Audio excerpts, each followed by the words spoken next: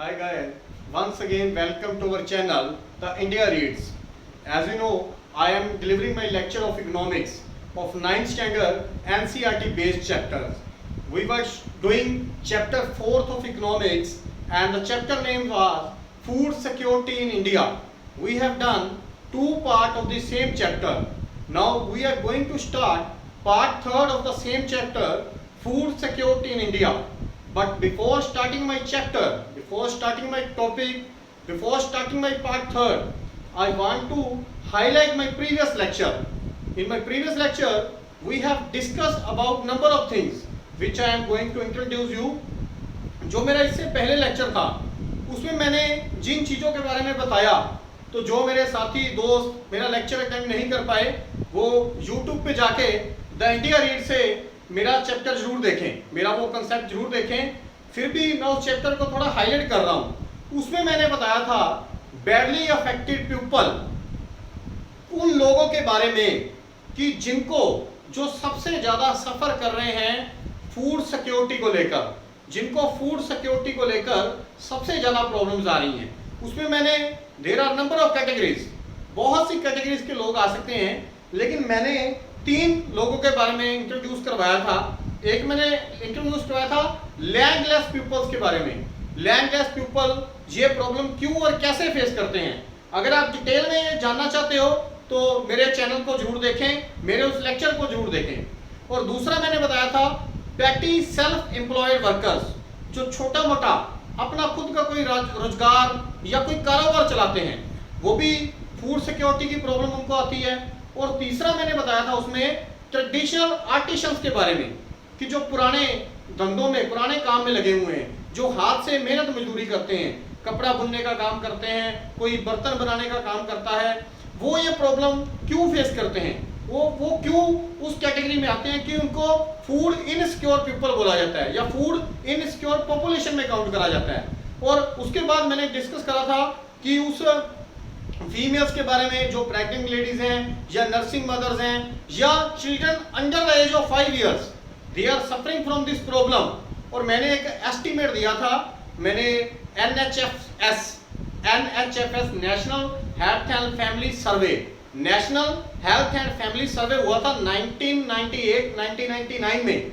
उसमें लगभग 11 करोड़ पीपल ऐसे थे which were suffering from the same problem related to food security. Now we are going to start part 3rd of the same chapter and the chapter name is Food Security in India. Food Security in India. It is of 9th standard and NCERT based chapter. Today we are starting part 3rd of the chapter Food Security in India. तो अब मैं discuss करूंगा पहले उन लोगों के बारे में, किस किस जगह के लोग, किस किस प्लेसेस के लोग इनसिक्योर पीपल की कैटेगरीज में आ रहे हैं. Largest number of food, largest number of food insecure people in the country, कि कौन कौन सी प्लेसेस हैं, कौन कौन सी ऐसी जगह हैं जहां के लोग फूड इनसिक्योर पीपल में आते हैं, जिनको भोजन या तो पूरी मात्रा में नहीं मिल रहा या अच्छी क्वालिटी का नहीं मिल रहा. तो इसमें मैं आपको कुछ जगह के नेम बताना चाहूंगा. इसमें क्या क्या आएगा. फर्स्ट ऑफ ऑल मैं बताने जा रहा हूं आपको बिहार, यूपी, वेस्ट बंगाल, झारखंड. तो ये कुछ ऐसे हैं. इसके अलावा आप इसमें इंक्लूड कर सकते हो some parts of MP, some parts of MP, Chhattisgarh etcetera. कि Bihar, UP, Uttar Pradesh, West Bengal, Jharkhand, some parts of MP, Chhattisgarh, you can also include Orissa, Maharashtra in this. तो ये कुछ ऐसी प्लेसेस हैं जो फूड इनसिक्योर पॉपुलेशन की कैटेगरी में आती हैं. तो इसकी मैं आपको एक एग्जांपल देके प्रूव करना चाहता हूं, या एक एग्जांपल देके आपको बताना चाहता हूं कि किस तरह से मैं ये एग्जांपल दे रहा हूं कि बिहार और यूपी, आपको पता है बिहार और यूपी से कितने लोग हमारे यहाँ पर आकर कामकाज की तलाश में फील्ड वर्क में लगे हुए हैं, इंडस्ट्रीज में लगे हुए हैं। Why they are migrating from UP और बिहार, क्यों वो माइग्रेट होकर आ रहे हैं? The reason behind this is they are the food insecure population. वो उस कैटेगरी में, उस पॉपुलेशन में आते हैं जिनको वो फूड नहीं मिल रहा, वो क्वांटिटी नहीं मिल रही फूड की, या वो क्वालिटी नहीं मिल रही जो मिलनी चाहिए। तो वो बेचारे कामकाज की तलाश में अपना वो नेटिव लैंड छोड़कर हमारे यहाँ पर आ रहे हैं कामकाज की तलाश में। तो ऐसी लगभग सारी प्लेसेस की मैं एग्जांपल देना चाहूंगा। स्पेशली मैं एग्जांपल किसकी दे रहा हूँ? यूपी एंड बिहार की।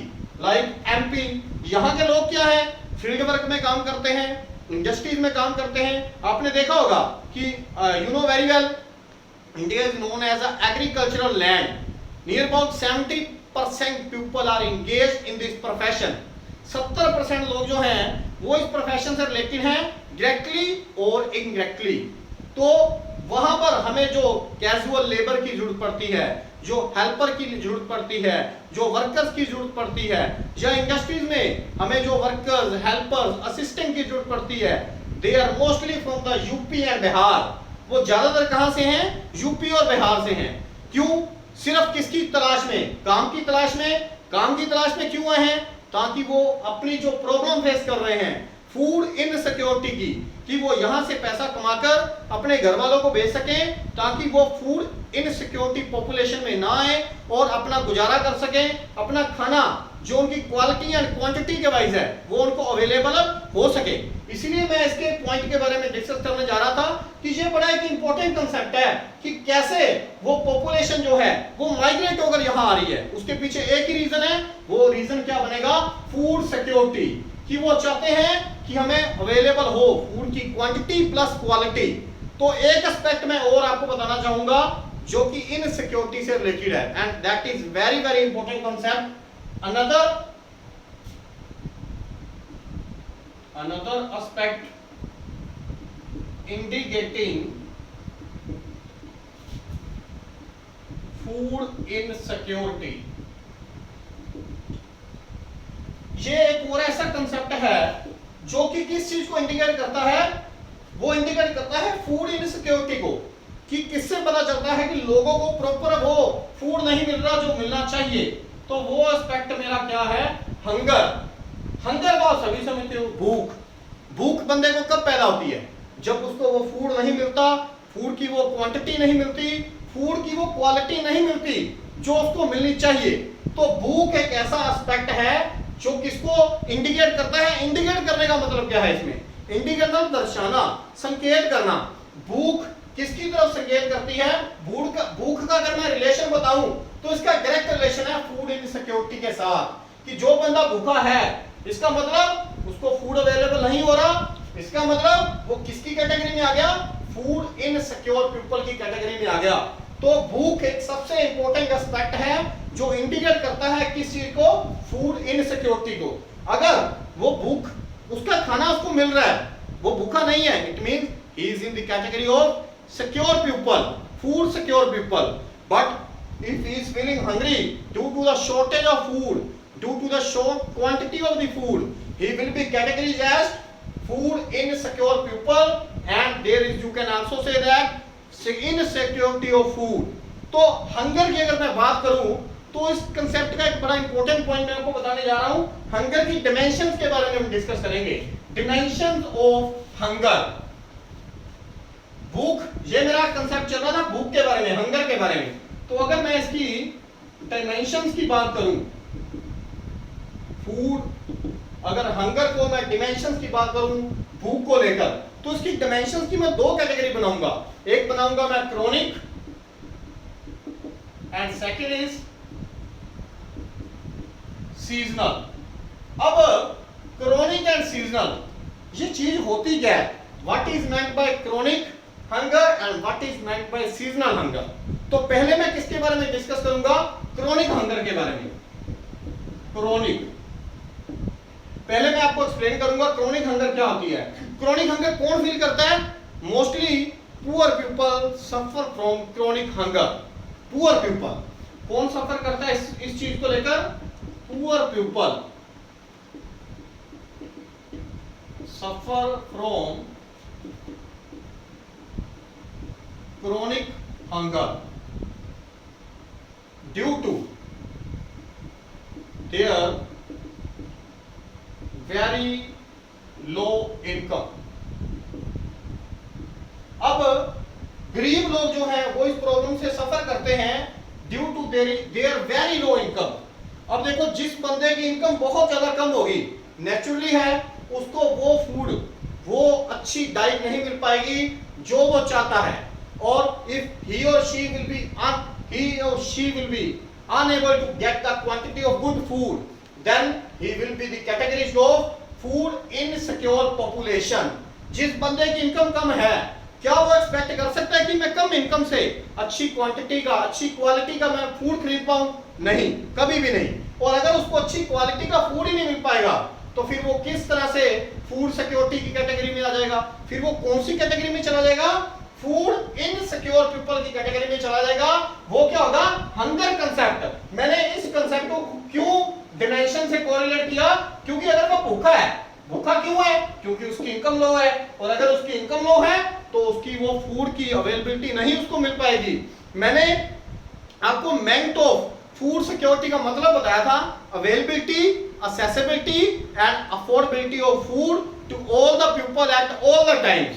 अब उस बंदे की दिक्कत किस चीज की आई? उस बंदे के पास अफोर्डेबिलिटी नहीं है। अफोर्डेबिलिटी मींस उसके पास पैसा ही नहीं है, वो इस अफोर्डेबल नहीं है कि वो भोजन को खरीद सके। अगर वो अफोर्डेबल नहीं होगा तो वो अच्छा भोजन नहीं खरीद पाएगा, या जितनी उसको भोजन की जरूरत है उतनी वो क्वांटिटी नहीं खरीद पाएगा। और अगर वो उतनी क्वांटिटी नहीं खरीद पाएगा तो वो किस कैटेगरी में आ जाएगा? फूड इनसिक्योर पॉपुलेशन की कैटेगरी में आ जाएगा। तो ये मेरा फर्स्ट पॉइंट था क्रोनिक हंगर को लेकर। अब मैं किसको एक्सप्लेन करूंगा? सीजनल हंगर के बारे में मैं एक्सप्लेन करने जा रहा हूं कि सीजनल हंगर या सीजनल प्रॉब्लम इसमें क्या है। सीजनल, अब मैं इसको डिस्कस करूंगा। सीजनल की मैं दो कैटेगरीज बनाना चाहूंगा। एक में बनाना चाहूंगा रूरल एरियाज के लिए, एक में बनाना चाहूंगा अर्बन एरियाज के लिए। तो पहले मैं बात करने जा रहा हूं सीजनल जो है in rural areas. In rural areas, as you know, agriculture is a seasonal activity. Seasonal activity क्या होती है कि एक मौसम के हिसाब से रोजगार। आपको जैसे पता ही है कि एग्रीकल्चर 1 ईयर में हम 2 बार क्रॉप प्रोडक्शन करते हैं, है ना। हम कहते हैं कनक है, गेहूं है, चावल है ना। तो बाकी जो टाइम होता है वो हमें क्या रहना पड़ता है? फ्री रहना पड़ता है। तो जब हम फ्री रहते हैं तब हमें वो फूड की क्वांटिटी अवेलेबल नहीं हो पाती, हम उतने अफोर्डेबल नहीं हो सकते कि हम अच्छी क्वालिटी का फूड खरीद सकें। तो तब हम ये प्रॉब्लम फेस करते हैं। तो रूरल एरियाज में ये प्रॉब्लम क्यों आती है? Due to the nature of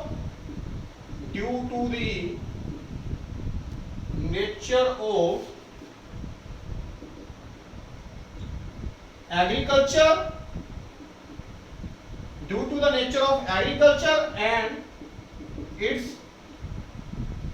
seasonal activities।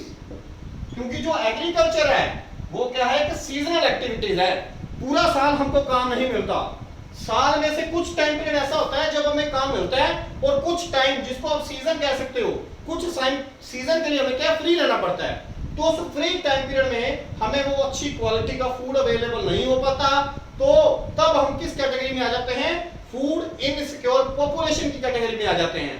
तो ये तो था रूरल एरियाज के लिए। अब अर्बन एरियाज के लोग भी सीजनल हंगर को फेस करते हैं। वो किस तरह से करते हैं अब मैं ये बताने जा रहा हूं आपको।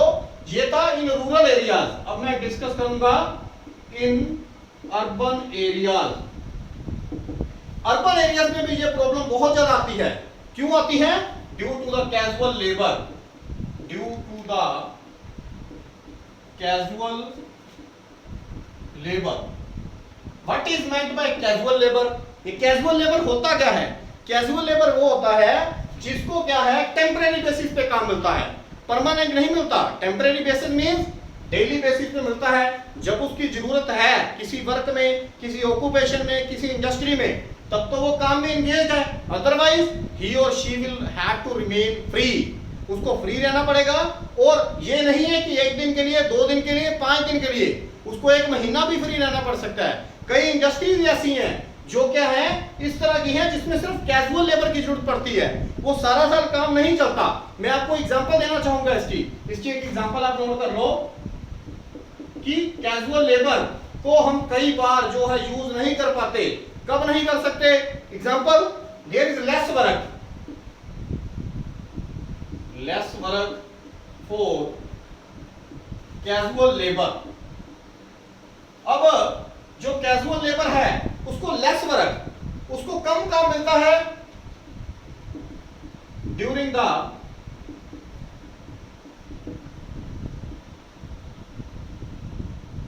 द रेनी सीजन, जब बरसात के दिन आ जाते हैं, क्योंकि there are number of industries are like that which are running on the basis of season, जो कि सीजन के बेस पे चल रही हैं। आप बहुत सी ऐसी इंडस्ट्रीज की एग्जांपल ले सकते हो, है ना। जैसे अगर मैं आइस की बात करूं तो आइस की डिमांड जो है, ठीक है, ये ऑक्यूपेशन सारा साल गो थ्रू होता है, लेकिन सबसे ज्यादा इसकी डिमांड कब है? इसकी डिमांड है समर में, गर्मियों में। विंटर में इसकी डिमांड कम हो जाती है, तो तब उसी कैजुअल लेबर को जितने बंदों की जरूरत है उनको काम मिलता है, बाकियों को काम से क्या कुछ देर के लिए हटा दिया जाता है।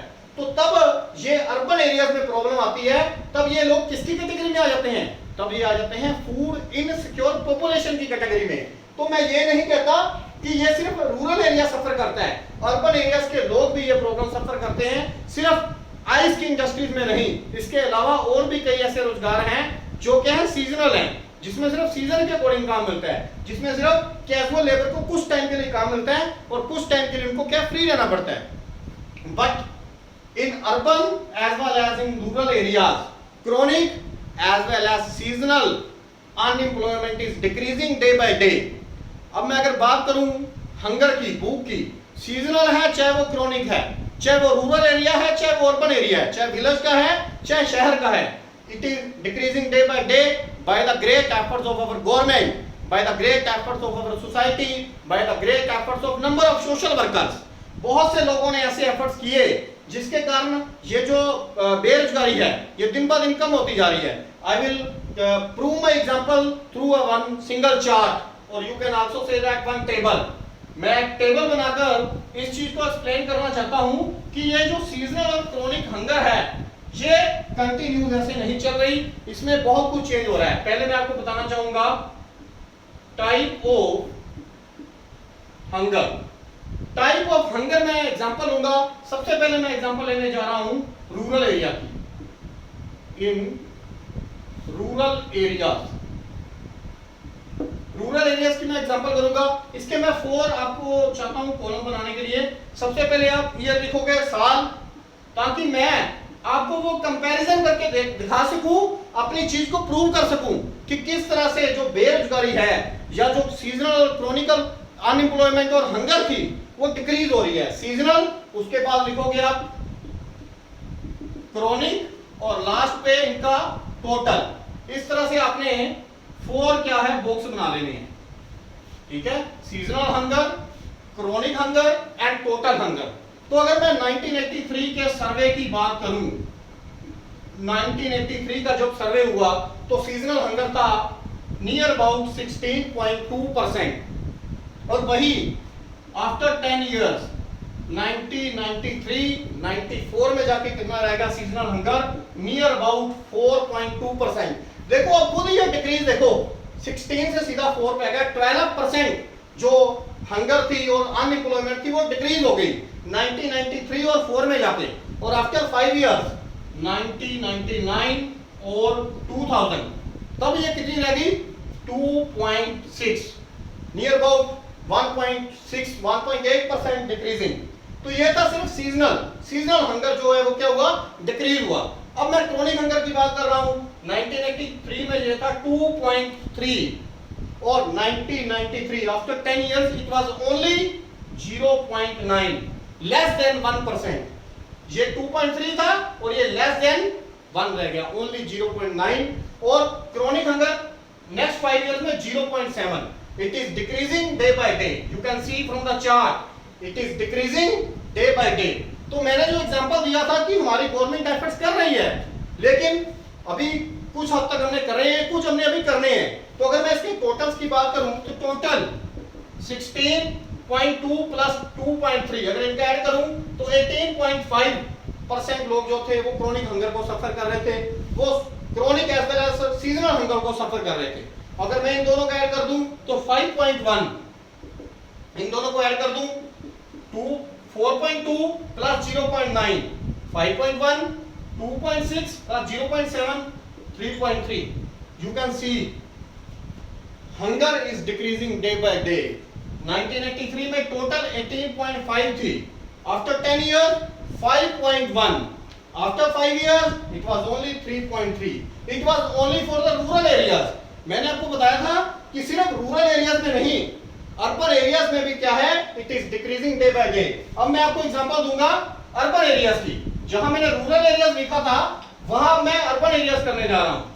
रूरल एरियाज की जगह अब मैं करने जा रहा हूं अर्बन एरियाज, और ये मेरा टॉपिक सेम रहेगा, ईयर, सीजनल, क्रोनिक, टोटल, ये सब कुछ सेम रहेगा। सिर्फ मैं क्वांटिटी चेंज कर रहा हूं, अर्बन एरियाज की क्वांटिटी जो थी वो अलग थी, बाकी मेरा सारा कंसेप्ट और मेरा सारा टॉपिक सेम है। अर्बन एरियाज में अब क्या था, 1983 में थी 5.6%, 5.6% जो थी वो सीजनल हंगर थी, और क्रोनिक कितना था 0.8%। अर्बन एरिया में आफ्टर 10 इयर्स रह गया 1.1, और इतना क्रोनिक की बात करूं तो 0.5, और सीजनल रह गया after 5 years near 0.6, less than 1%, और अगर मैं क्रोनिक की बात करूं तो 0.3। अगर मैं इन सभी का ऐड कर दूं, तीनों में सीजनल प्लस क्रोनिक का अगर मैं ऐड कर दूं तो कितना बना, 5.6 plus 0.8, 6.4, 1.1 plus 0.5 it is equal to 1.6, 0.6 plus 0.3 0.9। You can see from these examples, चाहे आप क्रोनिक देख लो, चाहे आप सीजनल देख लो, चाहे आप टोटल देख लो, जो हंगर है urban areas as well as in rural areas it is decreasing day by day. तो ये डिक्रीज हो रही है, ये तो पता ही आप सबको डिक्रीज हो रही है, लेकिन इसके डिक्रीजिंग के पीछे क्या रीजन रहे हैं, क्या गवर्नमेंट एफर्ट्स कर रही है, क्या इसके लिए प्रोग्राम्स चलाए गए कि लोगों को फूड अवेलेबल हो, इसके लिए कॉन्स्टिट्यूशन क्या कर रहा है, इसके लिए अलग अलग एनजीओ क्या कर रही हैं। Now this topic we will discuss in our next lecture, and if you like my lecture please subscribe our channel. Thank you.